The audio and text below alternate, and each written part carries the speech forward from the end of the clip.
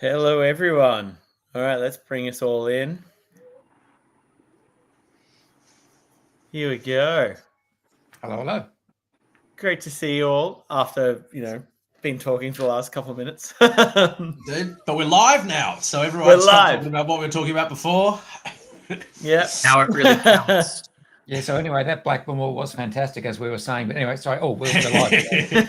It was. Well, so good to be back with yourself, Andrew, and Alex as well. Yeah, we've been a couple of months since we've had you guys both on. So I missed the basic chocolate, which was a shame. So I had to have some Cadbury here at home, which was a real letdown, I have to say. Yeah. I've got to say, I've actually still got one of each of those chocolates sitting in my fridge at home right now. Lucky. Yeah.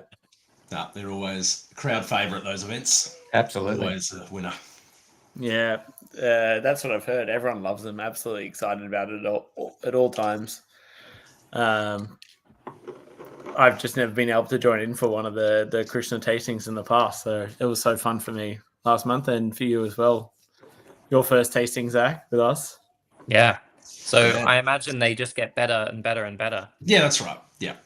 But this is the problem, because somehow he does pull that off. And each year you say, oh, he's never going to beat that one. We've peaked. And amazingly, he just blows you away the next year. So extraordinary skill and talent. Yeah. Mm. Yeah. He honestly incredible chocolate. Look, I've been really lucky to taste some whiskey flavored chocolates or chocolates designed to be paired with whiskey around the country. And I've got to say, they're some of the best I've actually had that have been designed for drinking alongside booze.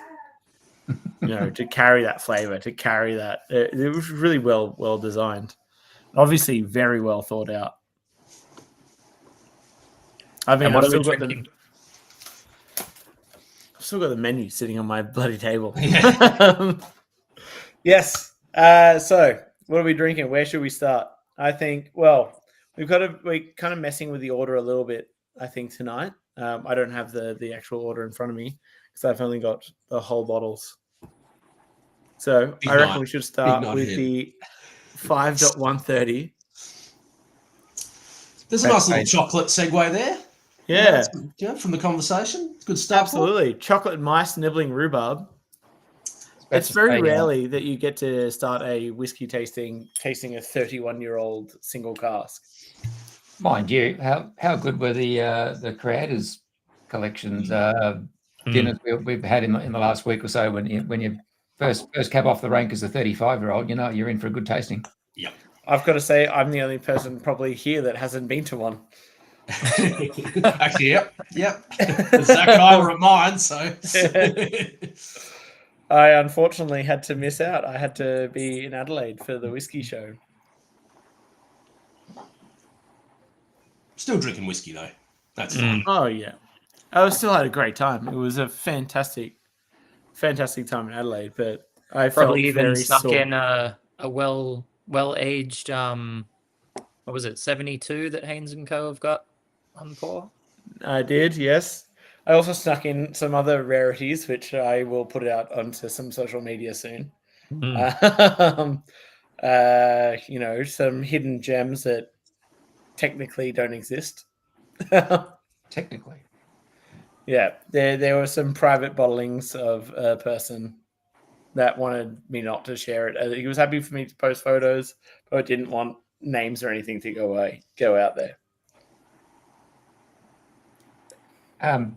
Can I just say straight off the bat, is that not the most amazing nose? And you can tell straight away, this is one of those drams where I don't think we're going to do it justice tonight in the speed with which we'll have to go through it. I think for anyone, I'm definitely going to leave some in the glass. I was about to say, leave some in your glass and come back to this later on, because you just know that's going to go places over 30, 40 minutes. So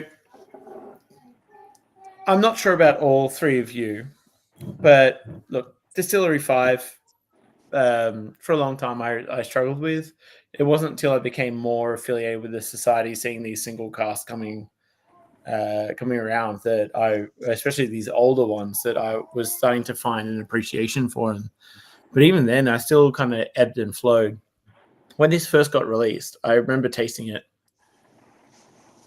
and absolutely falling in love with it, thinking it was so pretty and delicate and decadent all at the same time. Yeah, we had a really good run there of some serious age on fives, which probably started with like Scaramango, which was like a spicy and dry. I think that was 31 or 30, something up there. But yeah, no, that was stunning too, but in a different way. Like I agree, this has got a lot more fruit complexity. That one was sort of all about that secondary cask complexity. And I'm sure there have been others too, but to your point, Lachie, we didn't get how can I say this eloquently? We didn't get the most diverse range of expressions from this distillery in our local bottle shops here. If you went into your local, Dan Murphy's or whatever, if we can mention distillery names, there'd be the Select. And then American Oak, and some expressions some bottle shops had the 12-year-old there for a while, and they did exactly what I think a lot of people want out of a good lowland distillery that starts with the letter A, and Toshin. Yeah. Ends in Toshin.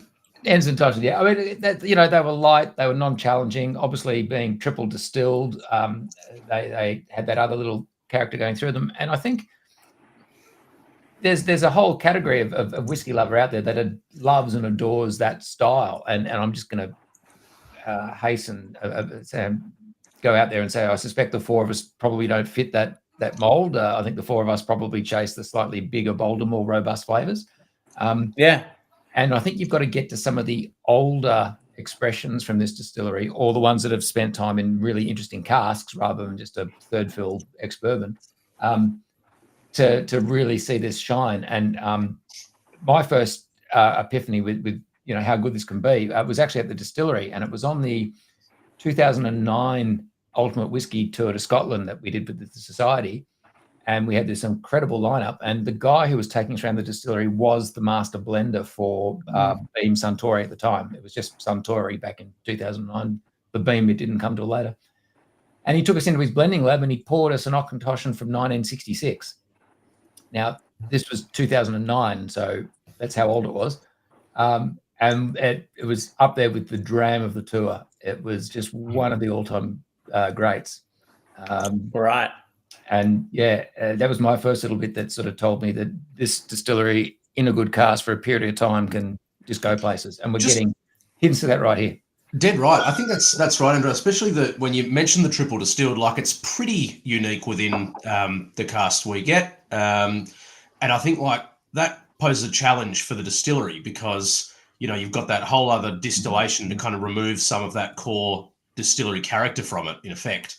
And so it does make sense, I suppose, that if you put that into you don't give it time, don't give it a cask that's going to impart a lot of interesting flavors, you're relying on a triple distilled distillery character. It's going to be pretty clean, pretty one note compared to a double distilled distillate. And so, you kind of need a bit more age or something to impart onto that canvas as opposed to a double distilled, super tasty distillate. Yeah, with also treading that line of not over oaking it or whacking it with too much infill. You've got to tread that, tread the boards, if you will, to try and narrow it down to something that will actually showcase that spirit in that way. Because triple distilled spirit can be quite linear. That's lovely. I think we can opening up. We can attribute a bit of that interestingness to the era in which it was made as well, being distilled in the 90s when people were not quite as concerned with output and absolute focus on yield and that sort of thing. So you're using more interesting barley varieties, whether that's a choice or just what's in the market, and less effective yeast strains that actually make some extra flavor. that sort of thing. Like just happy accidents of the industry in the day. I mean, to that point, I mean, the industry itself has become incredibly particular about how they produce things for yield and expression and flavor. Distilleries, even though they don't talk about it, still are experimenting with yeast strains constantly to try and challenge that concept of flavor. But that's only happened in the last 15 to 20 years. It hasn't really been going on. That 90s, 80s and 90s period was purely about surviving. And good point, Zach. You know what? Because this would not have been destined for a single cask. Like when just the run was being done, 92, going into one of theirs or something else. So like that attention was being ironed out by the general process. But then when you find a gem or it got snapped up by the IBs, yeah, you could have a good nose out there hunting casks, especially back probably when these were acquired. There was a bit more, access. You could turn away a few more that you were offered as well. Finding those gems was good for us and other IBs. Yeah, absolutely. Especially for this distillery, which, throughout the whiskey industry had a bit of a sour name.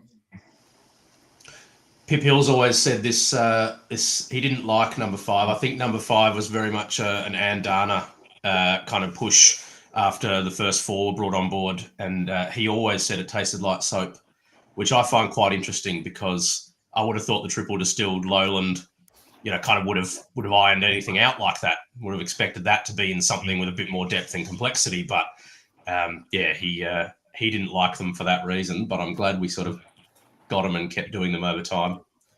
Yeah. I mean, one of the earlier codes, Distillery 5, and we've had 130 now, if not more. And I guess not everyone thought they tasted like soap then, hey? That's right. Yeah. And compared to, some of the earlier codes like Distillery 1, Distillery 3, and Distillery 4, it's one of the lower amount of casks that have passed our panel, but it still continues to pass panel. I tell you what, if you want to chase that rabbit down the hole, it would be very interesting to find out whether this distillery had switches on its washbacks in the 1990s. Because if you didn't have a switcher to control, which were the blades that used to run around on the top of the washbacks to control the head from the fermentation, and if you didn't have a switcher, a lot of distilleries would actually use soap or glycerin that they would throw into their wash to cut the foam. And there's a very well-known distillery on one of Scotland's Western Isles that still does that because they don't have switches. And so when people say, "Oh, this tastes soapy," it could actually be because there's soap in the fermentation. So. Right. Okay. Well, I think that's good comment initially. I think I'm going to leave a bit of that sitting there for a while and see what happens. Yeah, I'm definitely going to be sitting on that for a little bit. Come back to it later on. We still got a few bottles of this for sale, so the QR code's up there now. But I think it's a good time for us to move on to the next whiskey. Well, first, what sort of cinematic experience would you be pairing with this? Yeah, I guess that is the whole theme of this evening. That's a great question. Well, I've sprung it on you, but I've been musing away as we've been sipping, and I think it goes the flavor profile, the sweet, fruity, and mellow, says to me like a musical, like a Singing in the Rain sort of feel good, light and fluffy kind of thing. I think the musical theme is great for that. I'd even go for Singing in the Rain would be nice and fun. I think also was it the Dracula with Christopher Lee in it would be real fun with this. Classic. Yeah. It's interesting you both went there because I definitely went something a bit, I haven't landed on it, but something classic, something a bit old school, nothing modern. That's got to be it, right? It's got to be at least 30 years ago. Yeah. Just for a bit of fun, I've just looked up what were the most highly regarded films of 1992 that came out the year that this went into barrel. And not a lot of correlation, I have to say. Reservoir Dogs, not quite. Unforgiven with Clint Eastwood. I'd probably say that's more steering towards the end of our tasting today. Yeah. Malcolm X. There's some dark films here. Yeah. Mind you, the Muppet Christmas Carol came out that year as well. So there There you you go. go. That's a good one. Yeah. Yeah. I reckon even something like Greece could be real fun with this. Great. Yeah, I'm nice going to go with. Oh, okay, I can see here's the link. Some of you might get this, but if you get Greece on this, that's probably because if you smell this, you can get a bit of Frankie Valley in the Four Seasons. Yeah. And if you're a Greece nerd, you'll get that reference. Yeah. I think that'd be a good fun time. I'm going back to classics, but I'm getting a lot of nice like actual tropical notes now because it's developing. So I'm going with a Caribbean mystery like the Agatha Christie movie. Nice one. Yeah, that'd be a good one. As we move on to number 2, there's a question in the chat that's just come up from Dov, and it's about that labeling issue. Do you want to just sort that out? Yeah. So Lachie, what's happening there? Yeah. So the next whiskey we want to go to is the 9.268, which is the Apple Snow in Summer. Now, the tasting sheet has a double up of the 122.59. So we're just going to talk in cask names, not cask codes. So we're going to go for 9.268, which is the Apple Snow in Summer. That's our next one. Apple Snow in Summer. I've just been chastised in the chat offline by Bailey for making a Frankie Valley reference. Apparently that's the last one this year. That's your one and only Frankie Valley reference. I didn't know you only got one Frankie Valley pass, but I've used it. So. I mean, it's a good time to use that one reference. I reckon that's pretty presumptuous, Andrew. That's your first one for the year, though. I would have thought that's it's late in the year. It's probably my first one for the decade, if I'm honest. But anyway. All right, so you almost couldn't have a more a jump to a different nose on that one, could you? In terms of refined and closed versus sprightly and youthful and fresh on this one. It's a pleasant jump to my nostrils. That's amazing. Yeah, straight off the bat. That's just grabbed your attention, hasn't it? Yeah, very bouncy. Yeah. Bouncy is the word I would use as well for it. I like it. It is that apple though, isn't it? It's that real, those like massive red sort of Fuji apples or the ones that are always crisp. Individually wrapped. Yeah, crisp and sweet. And the brown skin pears, like the Burbosk pears. That's so good. It's really interesting. There's a distillery much further north from here called Clynelish, and Clynelish is the one everyone turns to when you talk about apples and waxy apples and apple skins and so on. I found this distillery number 9 has that all the time. I frequently encounter it, and yet no one seems to join those two dots and say, if you had to describe this distillery, what would you reach for? And for me, apples is the obvious word, but you don't often hear other people say that, and yet we're all getting it in this one right here now. That's a great point, because actually a lot of nines, like the apple crumbles, a title that's often put on the bottles by the panel, and like orchard things are often talked about on the actual name of the bottles. So yeah, nine's got it. But also, Clynelish is not a distillery that apple's the first thing you go for. It's always waxy that you go for. It's not, apple's not the first word that comes out. Whereas, yeah, for nines, I would always go for apples first rather than anything else. And it's actually that classic Speyside style from this little corner of Speyside, isn't it? I mean, if you think about it, it's near neighbours. This is in the town of Rothes. You've got Dufton just down the road with Glenfiddich doing its thing as well. That classic orchard fruit style of Speyside. And I think Glenlivet, Glenfiddich, and this distillery, which has links back to a gentleman by the name of Major Grant, and there's your clue, have that orchard style. No, absolutely, yeah. That's something I always think of with Glenfiddich, like as a distillate quality, would be like that apple orchard component. Definitely, yeah. Green apples and pears for Glenfiddich, but more green for Fiddick, yeah. For for Distillery 9, it's definitely always those pears, those darker pears, those darker apples, and then I always get underripe apricots as well, like the green apricots. And I think we're also really getting the benefit of this being a second fill cask and not a first fill. It's that it's that classic team refill experience, isn't it? But it's just the fact that because it's a refill cask, you get more of that distillate character come through and not get drowned out by the wood. At least not the heavy, first fill bourbon notes that would otherwise be there. Betty's on a very secondary characteristics train tonight. Lots of caramels and things with the first ones, and vanilla on this one. Vanilla essence, the fruit's being hidden for you, Betty, on all of them so far, or at least not the primary note you're getting. I mean, vanilla essence is always a classic thing to come through from bourbon casks, just in general. So, just on the underlying characteristic. Anyone else finding this is tasting a little hotter than its relatively mild 56.6% would have us? That's what I was looking at the bottle for. I was thinking it was more like a 60%. And if it weren't 12 years old, you could probably pop it into a young and sprightly tasting. Well, yeah, it's sitting at 14 years old, and it'd be, on taste, I'd say it's 14. 59. Yeah. I'll tell you what, it was the Angels got stuck into this. Only 163 bottles out of a barrel. Yeah, it's a very low outturn. 14 years old, or it leaked, or the manager really liked it.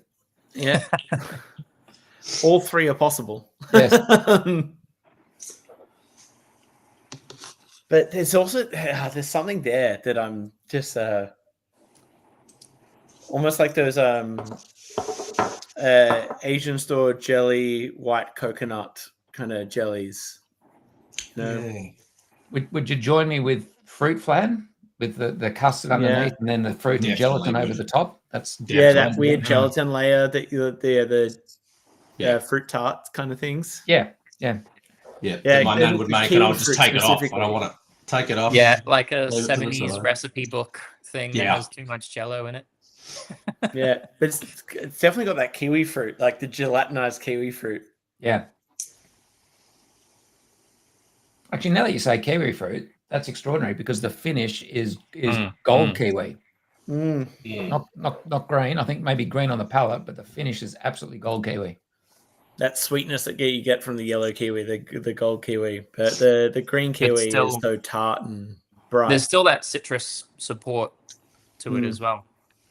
Yeah, like pomelo. That's a great word. I don't think I've heard that for a while in a tasting note. Support. That is such a fantastic word. I like it. I enjoy that. It's definitely like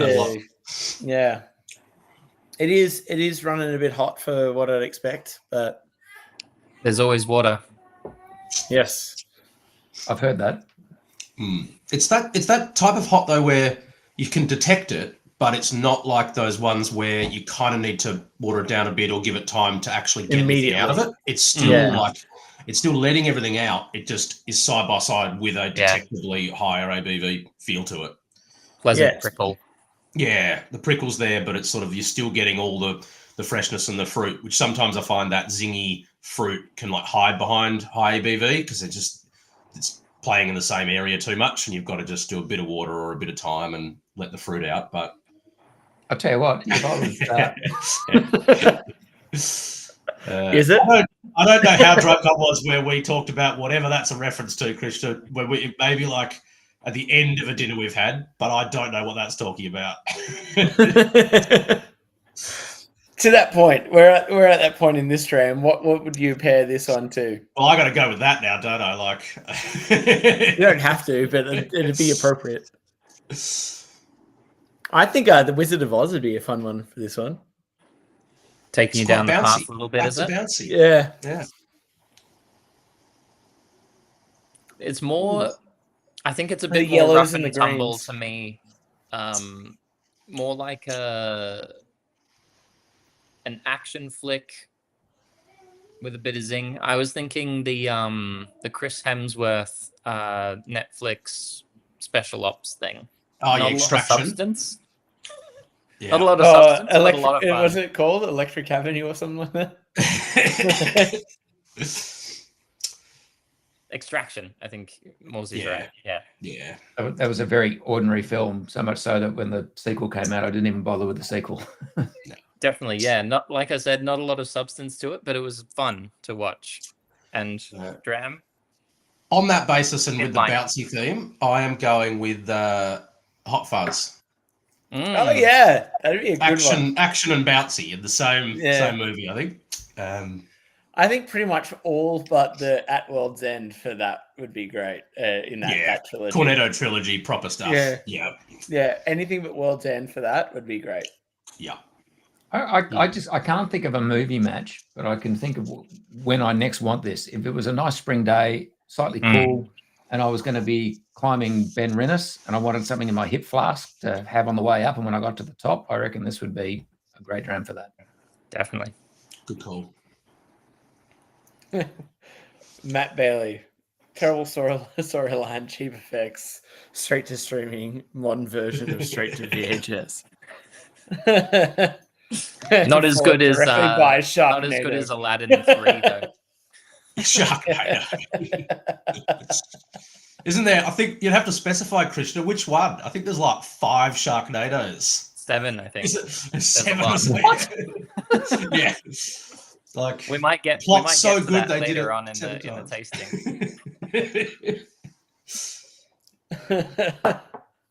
What's next, Luck? All right. So the next one, we're going to the actual 122.59, which is breakfast briefing.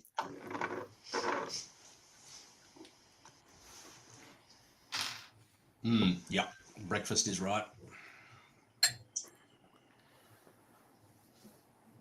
Unmistakable 122 for my sourdough starter yeasty hypersensitivity that I get with the Lowlands.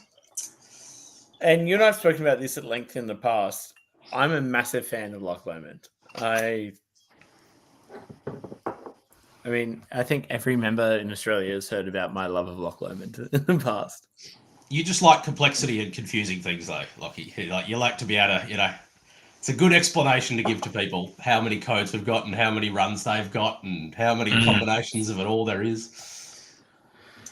No, I find that as I've gone on more exhausting than anything.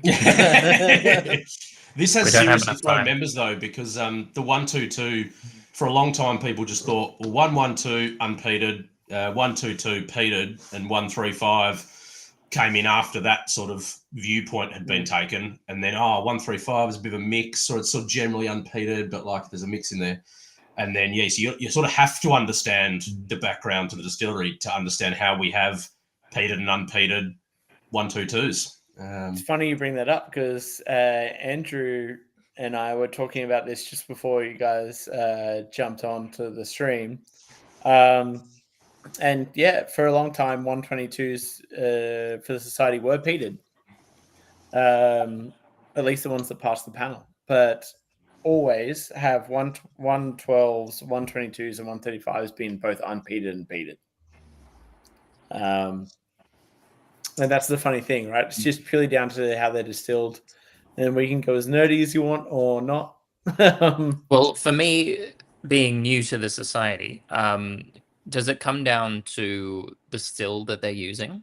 Or is it the style that they call it? Yeah, you'd arguably say it's the run, not the... Yeah, that's the point of contention from my point of view, because 122 used to be the style. Not necessarily the stills. 122 used to be the most heavily peated spirit of the 11 different types of spirit that they made at this distillery. And that was what 122 meant. It's changed since then, but anyway. It's also because the distillery changed their production regime. So they've got two types of stills that they use for single malt whiskey, which are their straight neck stills, which are a pot with a column adjoining it. And at the top of the column is a cooling ring. And if that cooling ring's on, it's 112 for us. And if it's off, it's 122 for us. So it seems more like reflux and less reflux. Yeah. Very small. And then 135 is their swan neck pot still. Yeah. So that's the pure separation. And yes, so there was weird separations because the 122 has always been the pot still with the column, so they're straight neck still with the cooling ring off, but it was always more peated than anything else they made. So you're right in that it was always more peated. But since they kind of have started to change their production, their peating levels have changed, and also the way they use their peat has changed. Yeah. The syrupy fruit on this is so rich. Yeah. Thick. And that's what I love about 112s and 122s is it's always it's like SPC fruit cups, especially unpeated. It's always SPC fruit cups. And then there's always that funky sourdough or Always. pink finger bun thing to it. Yeah. And as per previous discussion too, this is 60.5%, but it doesn't, I wouldn't have said it's hitting me like that. It's soft, isn't it? And it's funny. I mean, the very first thing you said, Morsey, was sourdough, and that's exactly what I get on the nose and the palate. The nose is kind of the sourdough starter when you still got that yeasty note, and then the palate is the loaf out of the oven a few hours later. Dead right. Yep. But then also with the palate and on the finish, I'm getting fruit tingles, and I think Zach, you said fruit syrup just earlier. So there is that wonderful fruity note. I almost was going to say the word Fanta, but I'm not getting that fake orange note. But it is just that fruit tingle. If you remember the fruit tingles in the pack, and they were multicolored, and there was an orange and a green and all the rest of it. And I'm just getting a kaleidoscope of a blend, if you like, of fruit tingles coming through. For me, it's more like the passion fruit soda, like Passiona or Passino, or my personal favorite is the Bundaberg passion fruit soda because it's got that funky kind of element to it. There is that passion fruit. Yeah, effervescence of it to get out as more. well. Wow. That's it, Zach. I think we went to like fruit tingles for the kind of like the mouthfeel effect. There's like fizzy drinks being talked about because it's kind of got that zingy effervescence in it, and it's quite youthful, which makes sense. Has anyone opened a bottle of cheap soda water and the CO2 rushes out so quickly you can smell it? That's that kind of... Yeah. You get high how you want to, mate. I'll... CO2 is definitely not my bag. That's really good. I mean, I've struggled with the sourdough thing because I reckon, Andrew, it's a real sensitivity for me, like, because I don't love it if it's too strong. And I get it every Lohman code, and it's like makes them impossible to not know that that's a Lohman code. But when the kind of fruit's dialed right up, it can kind of offset it to this nice level where it is that it's more the cooked product, the bakery end of it, rather than the fresh, still fermenting sourdough kind of side of it. And I think this is pushing nicely into the former. I don't have that same sensitivity that you do, Morsey, but it does come through even for me, like not being attuned to it so much, it still comes through as like a toast or a sort of like background breadiness. See, that background breadiness I've always found is more like the Baker's Delight pink finger buns for me. You know, the kind of sticky, sweet, kind of bready thing with the icing and the coconut. Yeah, that's really good. More what I've found on unpeated 112s and 122s. Yeah. That's a great point. Sorry, Andrew, you go. I've said words to this effect before, but whiskey is made from a cereal grain, and I love whiskeys where when you think about everything it's gone through, the fermentation, the distillation, the time in oak, when you can smell and taste it, and you still get that cereal note, that cereal clue, that for me is a winner. And the fact that the cereal in this case is obviously it's barley, but the fact that it's reminding of us of wheat and bread and sourdough and all the rest of it, I just love that link back to cereal grain. And great point. There's plenty of other distilleries and types of spirit that have lost sight of that with the weird and wacky casks they're filling into that it's no longer a whiskey, it's a super but to that high point, ABV it also fortified.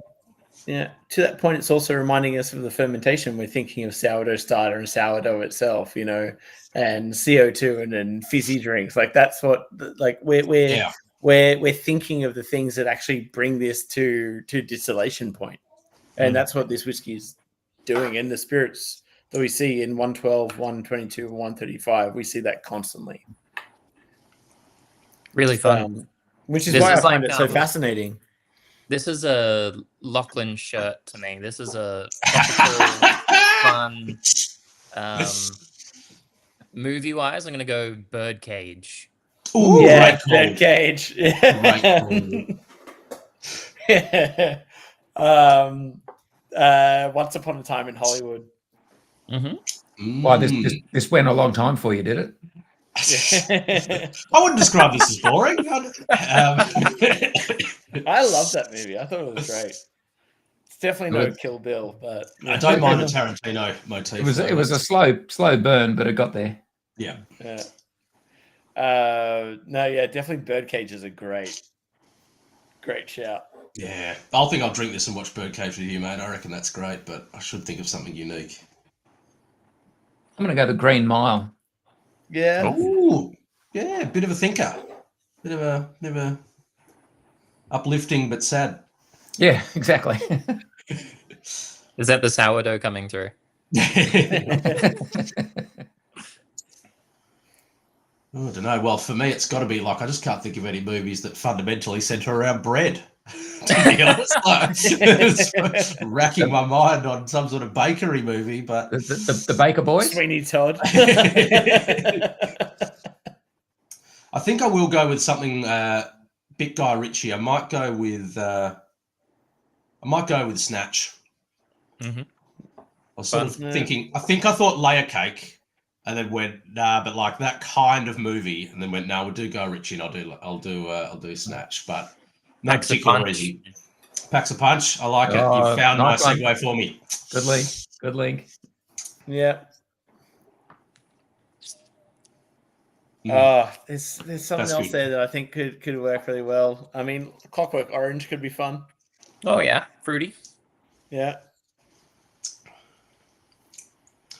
I don't know. It is fun though, isn't it? Like Green Mile's interesting. Sort of the gangster movies are interesting because actually, like it's every time I have a sip of it, it's like a fun fruit tingly kids party at McDonald's, like pepped up on sugar kind of dram. Yes, it does, but it's also got body. There's weight behind that. There's genuine. This can carry. I'm absolutely. The oil in it is so good. We're trying to pair this with a film. I'm now more interested in pairing this with food because I reckon this would stand up to a lot of dishes and really work well. Yep. You know what would be fun with this? A bit of grilled octopus. Oh, yes. That'll work. Yeah. Bit of grilled octopus with some citrus, maybe even turning that grilled octopus into a bit of tartare. So where they freeze it, wrap it. I'm taking it straight to duck, and I'm going to flambe the duck in a bit of this, and also drink this with it. Close to à l'orange. Yeah, exactly right. Exactly right. Duck with cherries, duck with orange, and duck surprise. If we can pick TV shows, Faulty Towers has got to be it. That's hilarious. I actually watched that episode just 3 nights ago. It's anytime someone says duck, that's all I can think of. Duck's off. All right, shall we move on to the next dram? Oh yes, I think we're about to do a bit of a category jump here by the looks and we feels. are. We're about to go into deep rich and dried fruits as well. So this is 46.145. Going to go there. We're going to finish off on the single class spirits, the Heat Wave B5.11. I have to say straight up, I bought this 46 already. By the way, this is a good dram. Spoiler alert. Before we do that, I was also thinking we should probably say, as a bit of a preview, just show everyone the gathering cast that's being released very, very shortly. Now, this gathering cask in the October outturn, you'll see right here, will be labeled like that, into the carpenter's kitchen. Now, this has been selected by our very own Adam Idenas. And it is a 14-year-old deep rich and dried fruits 94. I tasted it again for the first 95. Sorry, tasted it again for the first time today. For the first time in a few months since we got the sample very early this year. Is that strength right? 64.4. Absolutely is. Yeah, wow. And you have no idea how well it drinks. Yeah, well, I can imagine.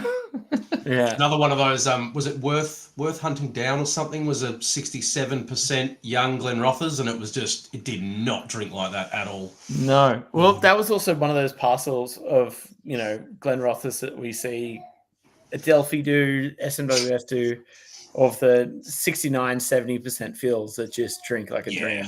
Yeah. But that one is a HTMC cask. It's a Ewan Campbell cask. Yeah.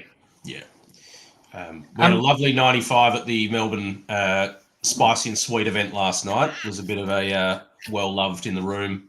I just introduced it as very, very underrated distillery in my opinion. Gets lost in the Singleton vibe a little bit, and no one understands what's going on with that because they've got Singleton of different ones, and it gets a bit confused for a lot of people. But 95 is a great distillery for us, I think. Yeah. And look, anyone who's going to be at the Oak Barrel Whiskey Fair this weekend, yourself included, Andrew, and myself as well, they'll get a chance to taste the Gathering cask as well this weekend.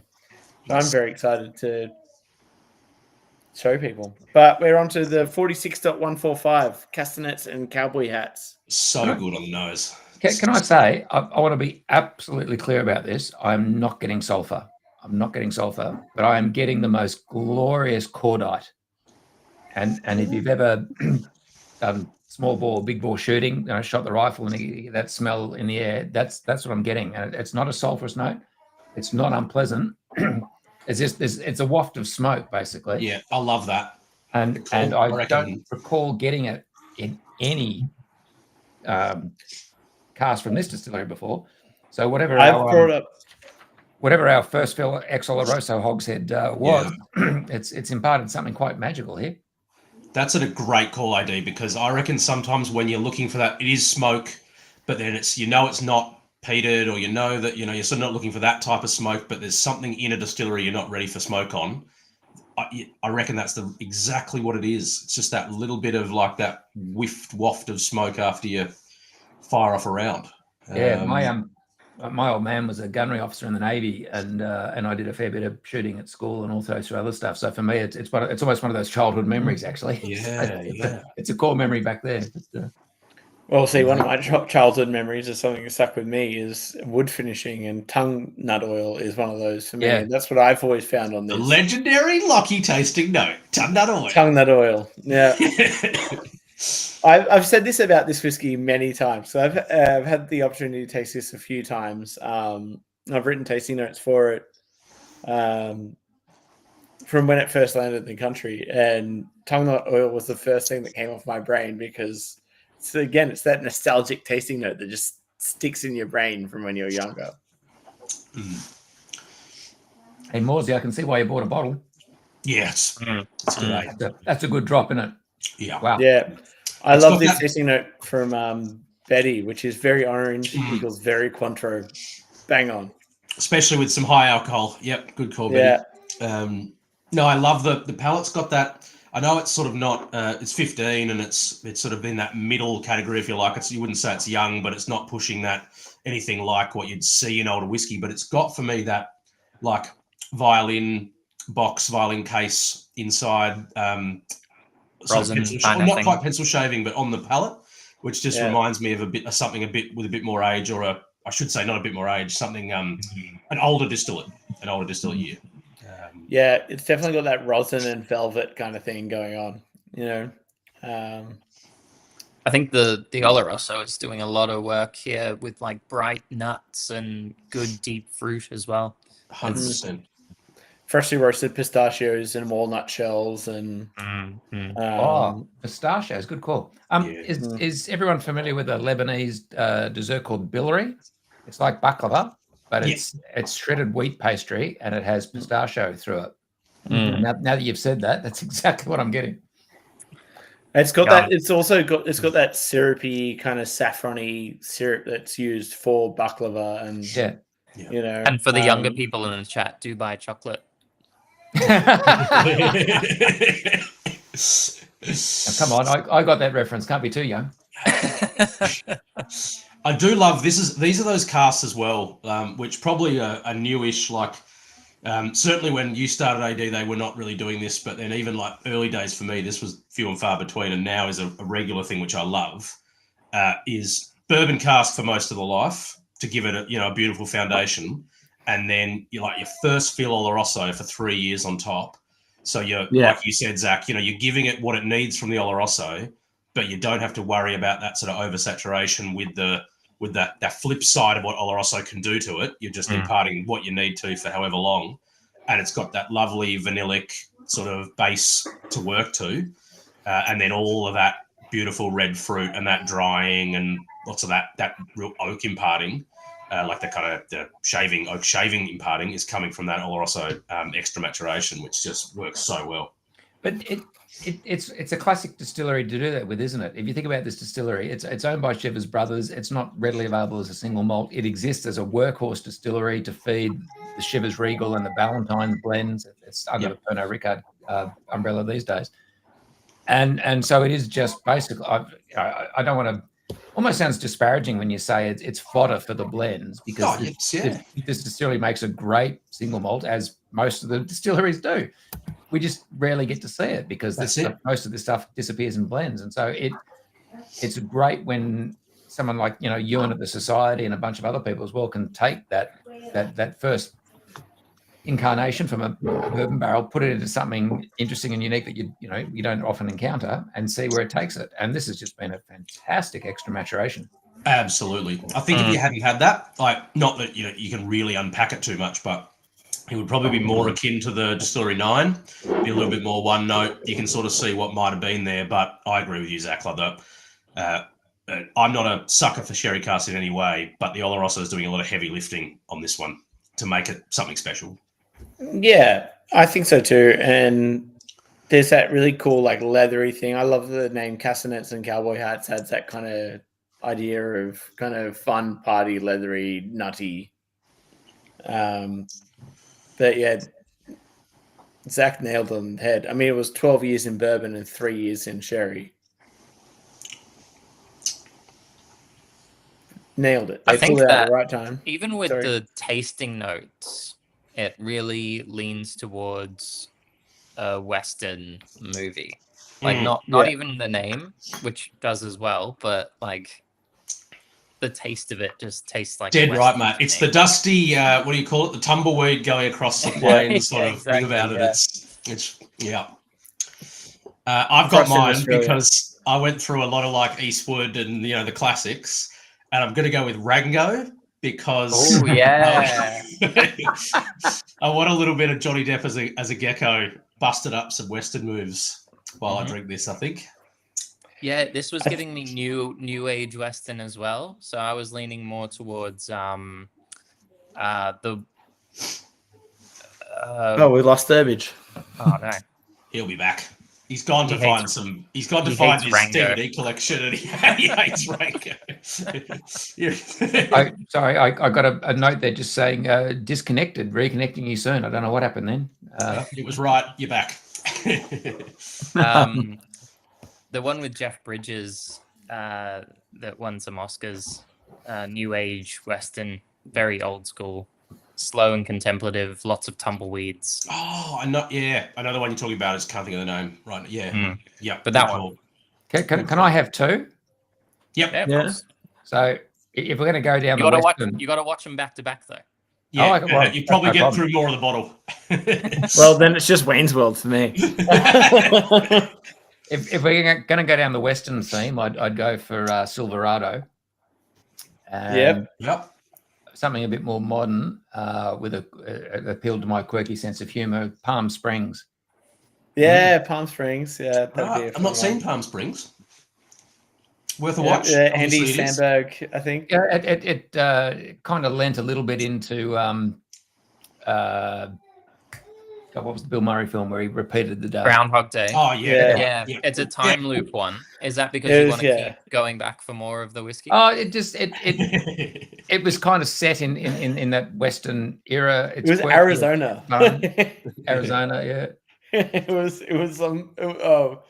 Yeah, like good movie. Acapulco or something like that. It was middle of nowhere in the desert in USA. I just think this is a fun dram, and that was a fun movie. For sure. Yeah. Honestly, I've, I don't know sorry, where Lachie, that place is. Before you go, I've just for those who've just still got a bit left and are wanting to kill it, I've gone back to Distillery 5. I did it before we get to sort of the B codes, but world of difference on the nose now. Oh yeah. Wow. Like different drink.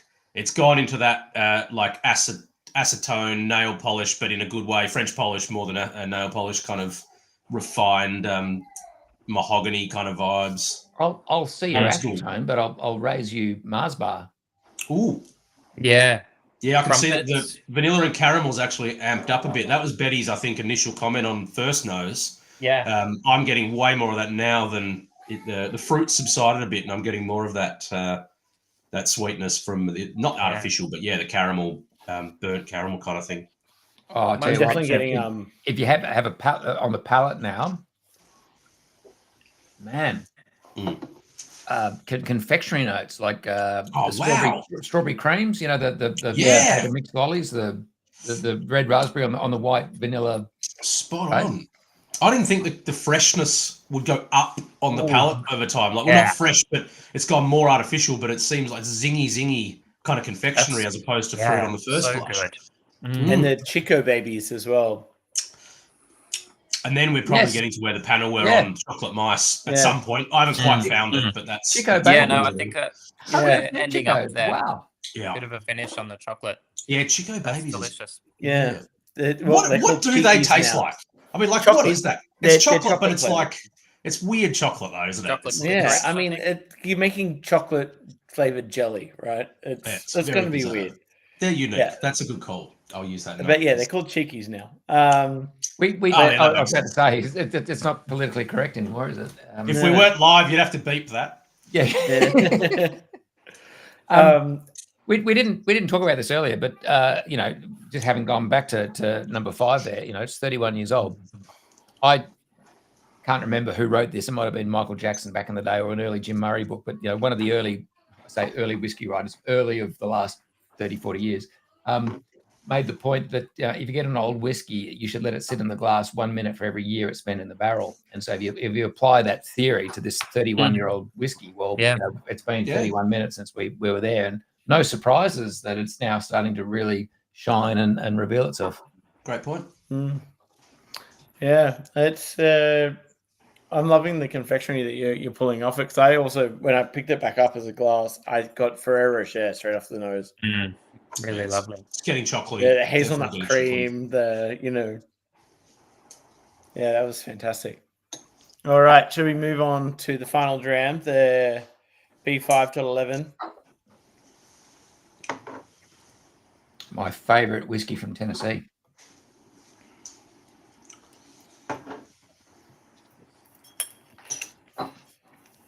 So there we go, B5 to 11, a 7-year-old Tennessee bourbon. Which is funny to say the words Tennessee and bourbon in the same sentence. Because it's sweet, sweet Tennessee whiskey, as the song goes. Yeah. Usually. It's the only 10 I see. All right. Well, at least it's not a rub. All right. Settle down. I'm kidding. Last We're couple gonna of rubs, I've had to transfer eat my you words to- on that. Am I the only transfer you person who to be enjoys the, rum on this? You said the R word. Anyone in Sydney who's keen on a rum, first of all, make sure you get a society one first. And secondly, once you've done that, get yourself down to Red Mill. in Balmain. Amazing locally made rums here in Sydney. Cool. Little takeaway there. I mean, there's some great rum distilleries all up and down the coast. As soon as you hit New South Wales, I wouldn't say all. Victoria. Don't discount Victoria either. No. There was a shocking line that someone said. Sorry, we've digressed a little bit. There was a shocking line someone said earlier, and it was, don't make whiskey north of the Queensland border and don't make rum south of it. But I was going to say, we're sitting here with some New South Welshmen and the Victorian representation, and we're going, rum, and it's like there's whoever's watching this from Queensland's going, are you guys kidding me? Yeah, Dov's telling us we're amateurs, but that's fine. No, I love rum, so back off. All yours, my friend. No, Society rum is good, and I don't want to take us away from Society bourbons, but I just thought of I do like it when we have alternatives in these packs because, full confession, I don't buy heaps of bottles of stuff that's not whiskey, from us included. So it's good to try what's being developed out of the lesser known arm of the society, or the lesser priority arm of the society, because some of it is good, and definitely some rums which I would never drink rum like standard issue rum, and I've liked a few of ours for sure. Same with other spirits that I just don't go to, but man, I've loved some of the bottles we've had. It's funny. Oh wow. This is good bourbon. What a drop. Also, we should say 63%. This drink's the least like the ABV of all the drinks so far. If that's 63%, I'll eat my cowboy hat. That is insane. That is gorgeous. For the viewers at home, probably interesting to talk about this. The North America's had a massive craft distillery boom that folded on the tail of a craft beer boom. And so the landscape's changed a little bit. But if you go back to when a lot of what we would now consider the classic textbooks were, when they were written, there were really only two distilleries in Tennessee. One was Jack Daniel's and the other one was Dickel.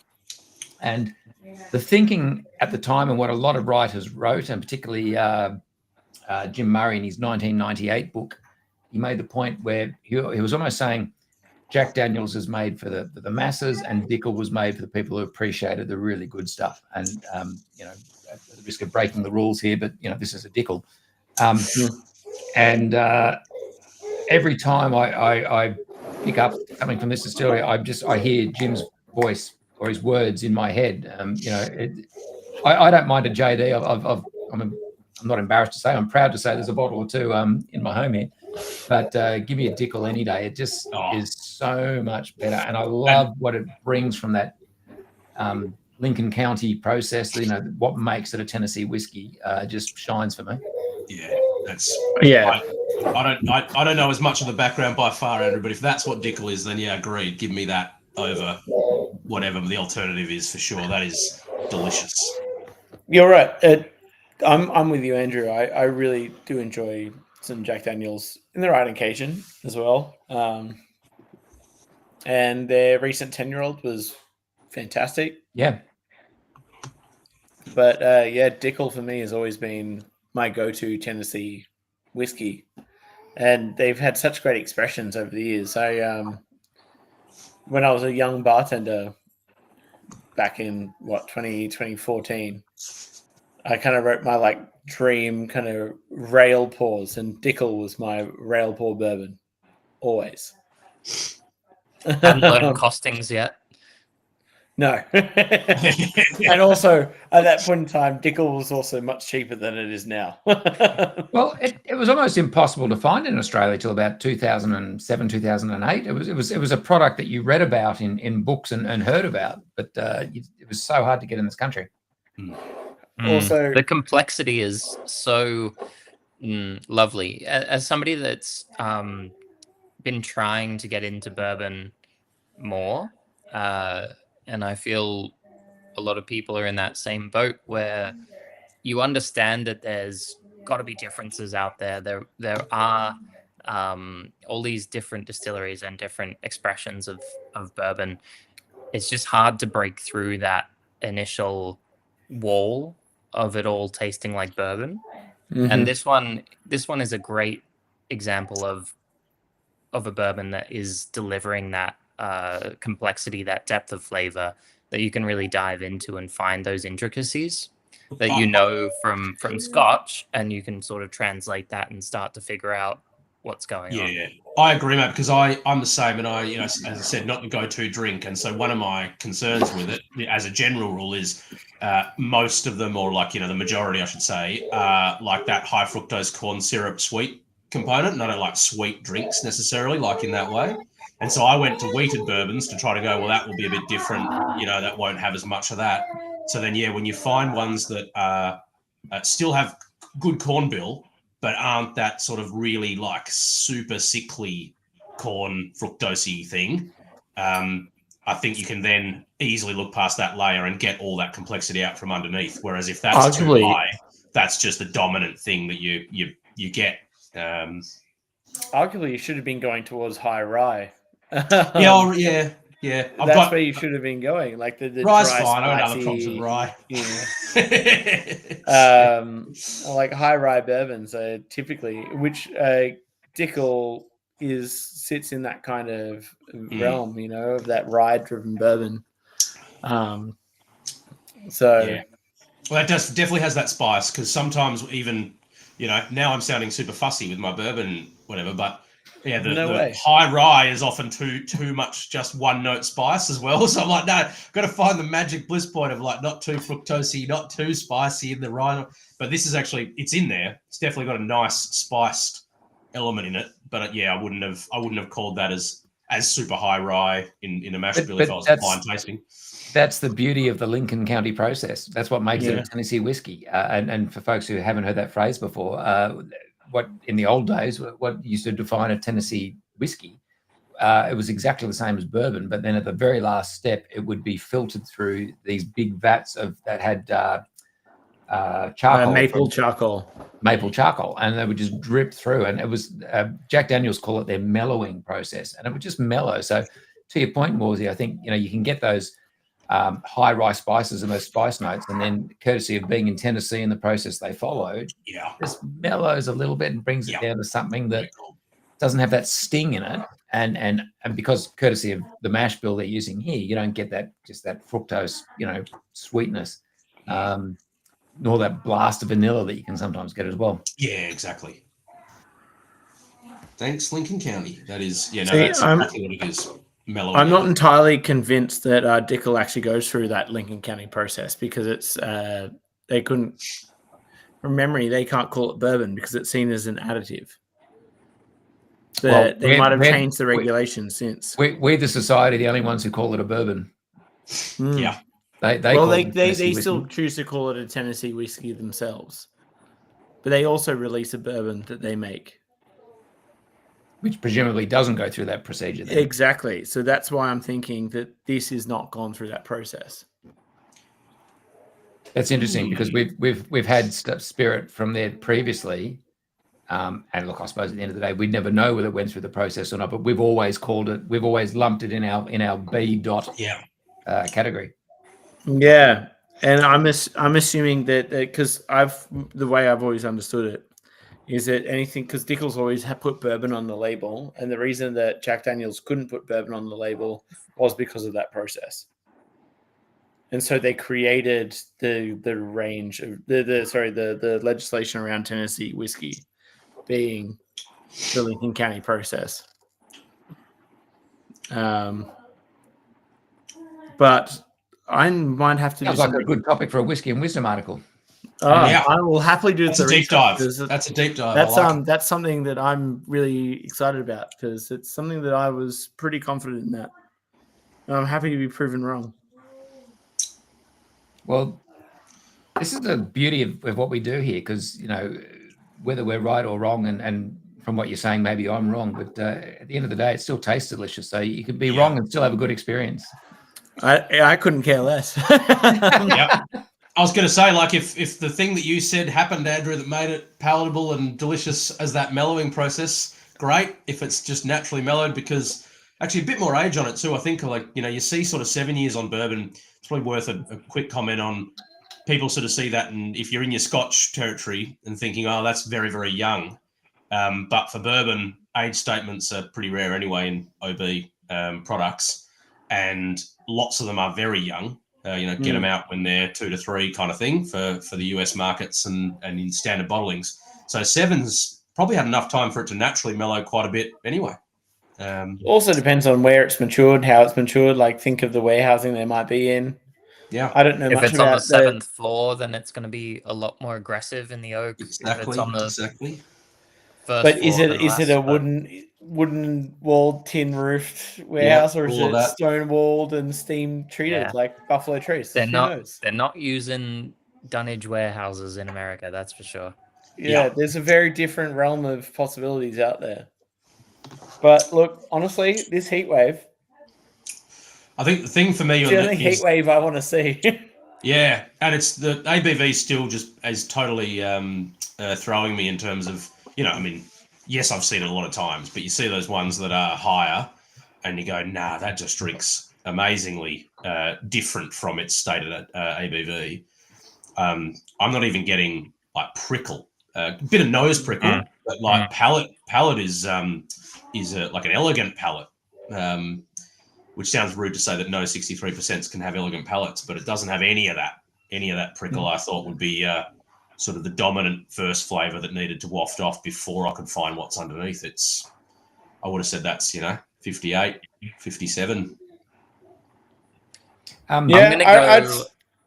Sorry, I'm gonna jump in with a movie here while it's still in my brain. Nice. And it follows the name Heatwave. I'm gonna go Heat with Val Kilmer and. I watched that last night. Do you agree then? I'm not trying to one up you, Andrew, on your 3 nights ago Faulty Towers episode, but that is crazy, because I was thinking about the Peep Show episode where they talk about watching Heat being better than plays, and I was like, I'm going to watch Heat, and then it was literally, not last night, night before, 2 nights. Was Sharon Stone in Heat as well? No, Ashley Judd was in it. Okay. Yeah. It's actually star-studded cast. I didn't. It was Val Kilmer, De Niro, and Pacino was the Pacino cop as well. Yeah. Yeah. Joe Pesci was in there. Not in that one. No. Oh, okay. I think you might be thinking Casino. I am. Thanks, Zach. Which is also a great film. Amazing film. Yeah. Which also would probably work with this as well. Yeah. Yeah. That's what I'm thinking. Like an epic American, obviously. Sort of. I'm going the Godfather. Guns blazing. Godfather Part 1. I'm in. Oh yeah. Yeah. For that exact reason. I'm going to mix 2 themes here. So we're pairing with movies tonight. We've also paired with music in the past, and I want to do both. So I'm being very much led down the garden path by this coming from Tennessee. So a film, I'm going to go with The Blind Side. Mm-hmm. Okay. With Sandra Bullock. Yep. Which was in Bad Tennessee. movie. And then good noise in the background there. And if I was going to put a CD on and listen to something, I'd go with Amy Grant's Heart in Motion, which she recorded in Nashville, Tennessee. Mm. And that's also fitting because the hit single off that was Baby Baby, which we're also hearing right now. So, Yeah, I'm sorry about that. Just squeaking through. Yeah, it's almost bedtime. What do you got, Lachie? Movie-wise. Oh, movie-wise. All right. I am thinking I loved your Heat. That was fantastic. I'd go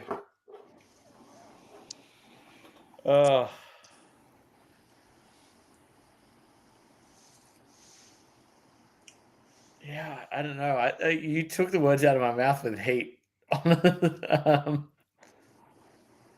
You can share. I'm having a movie night with Alex. I'm happy we all watch Heat and have that. That's a good day. Yeah. Like, no drama. Yeah, I really enjoyed that. There's a bit of length on heat as well as there is on that true, whiskey. true. Like you can 2+ watch that for hours, 2.5 hours or whatever, and have a bottle. Happy days. I mean, we talked about Quentin Tarantino before. Honestly, I'd sit down with a bottle of that and watch both Kill Bills. I'd have a great time. Back to back. You're the man of the back to backs. Plowing through some bottles.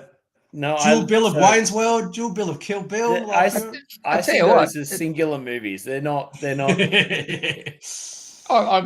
with you, Lachie, on the Tarantino. That would go well with Inglourious Bastards as well. Yes, fantastic. Yep. It's a Tarantino for sure. That's a bombastic sort of whiskey.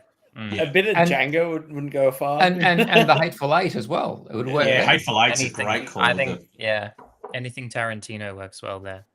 Yeah, but I'd happily sit down with that bottle and both Kill Bills. It'd be a good time. Although, for me personally, sitting down with any bottle and both Kill Bills is a good time. Yeah. Would anyone like this? This was an amazing American whiskey. It had complexity. It had depth. It had flavour. Would anyone else agree? It's the most quaffable dram we've had tonight. Like I just want to so. Weirdly so, yeah. I just want to keep glugging that back. I've finished my sample and I'm trying not to. I agree 100% AD. I deliberately poured a little bit more of Distillery 9 just to not plow through the whole of the B sample. That is very easy to drink at 63. Yeah. Probably between that and the breakfast briefing for me. I agree. I was about to say the exact same thing, Zach. The breakfast briefing for me, when I first tasted it as an 8-year-old, 122 at that ABV, I was so surprised at how well it drank. Especially comparing it straight away to the 9 beforehand, which drinks a bit sharp for a 14-year-old. Like it felt real weird that drank so well, which is why I kind of wanted to swap them around originally. I think AD was right about spirit weight on the 122. Like that's not saved it, but that definitely meant it was good to follow the 9. Because it had the same sort of fruity notes, and there was a bit of bakery and that kind of stuff. But the spirit weight on the 122 was much more significant than on the 9. I'm nosing the empty glass of 122 now, and it's just a basket of fruit. It's the fruit basket waiting for you when you get to your conference, and it's just there for you to pick at. Wow. I've gone back to the 5, by the way, and that is it's changed again. It's like it's a different drink again. It's gone almost almost polish. Yeah, swimming pools and a little bit of like something's in there that's Mr. Shane. Yeah, it's definitely furniture polish. Mr. Sheen for sure. Right. Yeah. The good news is, guys, there's stock of all of these bottles on the site right now. Cool. Right now. I might need to add a certain Tennessee whiskey to my shelves. Yeah, that's a steal because I bought Castanets before, but that's a steal for the 122 as well. Jeez. All right. The 122 is ridiculous how affordable that is for the quality that you're getting. Now, can I say, as someone who's been dealing with these whiskies for a long, long time, these prices are the same as, if not cheaper, than what was on our bottling lists back in 2007, 2008, 2009. Like, as a full history nerd on what you actually lived, AD, I go through them sometimes and do little side-by-sides when members say, oh, that's crept up. That's in like the 180 category or whatever. And you're like, yep, but you look at that and we basically haven't increased the price in 15 years. That's it. It's just the same price, same specs, same price. Yeah. I mean, I remember some of these whiskies being in the same price point as when I first started in the industry. And the pricing of that, the B5 and the 122 are like bang on with what I'd expect from back then. Can't really say that about many other brands, can you? No. I've got an article appearing in Unfiltered coming up shortly, and I made this very point about what it was like trying to introduce the society to Australia back in the early 2000s. And I remember, like, anytime you started a tasting event, you had to spend the first 10, 15 minutes educating the crowd as to what they were drinking, because it was a product at a price point that no one had seen before. And so, your first 15 minutes of a tasting was trying to explain why this 10-year-old, 12-year-old whiskey at $185 was $185 when everyone was used to going down to their local bottle shop and paying $70 for a single malt. And here we are, many, many years later, and we're here, and all the other things that we used to compete against are now above us. Yeah, absolutely insane. The bottle of Lagavulin 16 is almost at our bottom level. Yeah. It is interesting that I read that recently about I think it's Australis, the wine was the first $100 bottle of wine, when Grange was still 87 and Hill of Grace was still 85. And then, that went up. That's the Australis is now like 450, but then Grange and the rest just went price point up to $1,000 a bottle. So yeah, you do find sometimes like the guys who are the early movers on price go, because we know what we've got, it's worth this. We're going to sell it to you for this because it's good quality. And then they generally do fall behind some of the ones that are in it for the different margins and different consideration in pricing. Without the consistency and the quality that are provided. Yeah. Well, this has been super fun, hasn't it? I've been loving going back to that 5. Great lineup. I love there's 2 spicy and sweets in. I got really, waxing lyrical last night about how spicy and sweet sort of one of the not overlooked, because I think it's not as overlooked as some of the other codes that are rarely or are more commonly overlooked, I should say. But it sort of sits in that middle. It's not really flavor profile hunted. It's like, spicy and sweet, I'll grab it. But the breadth of variety within spicy and sweet, because of how you can dial the spice up so much and dial the sweet up so much and everything in between, is awesome. And the fact we've had 2 that just even sitting within the same profile are vastly, vastly different drams is very cool. And they express those in such great ways. Like the 2 words, spicy and sweet, they express it so perfectly. I know I've got a soft spot for 122, but yeah, that 9 was incredible, but I'd still reach for that 122 every day of the week. That's good whiskey. And it's just an 8-year-old Lowman whiskey. Any other than the Society, any other field that was in would probably be overlooked a bit compared to what it's up against. But because it's all about flavour first, it stands up to the rest of tonight's lineup for sure. Yeah. It's got that juicy fruit bubblegum thing going on it now. Oh, juicy fruit. That is a fantastic whiskey tasting note. It's not used enough. Juicy fruit bubblegum on the nose off that glass now. Back in the old days of our local tasting panel, we would palate lasts longer than a juicy fruit. Yeah. Or the PK bubblegum as well. Yes, PK. Back in the old days of the local tasting panel for the Society, we would regularly reference the Wrigley's range of gum, and also the Arnott's range of biscuits. And it became quite a thing where you had to know the entire range of every sort of gum that was available in Wrigley's, and you had to know the entire Arnott's range just to be able to contribute to the tasting notes on our tasting panel. Love it. I reckon I'd be pretty sweet on that. You would be. Yeah. Biscuit enjoyer. Biscuit enjoyer. That is my name at home, yes. All right. Well, gents, great tasting, great lineup, great banter, great movies, great flavor. Yeah.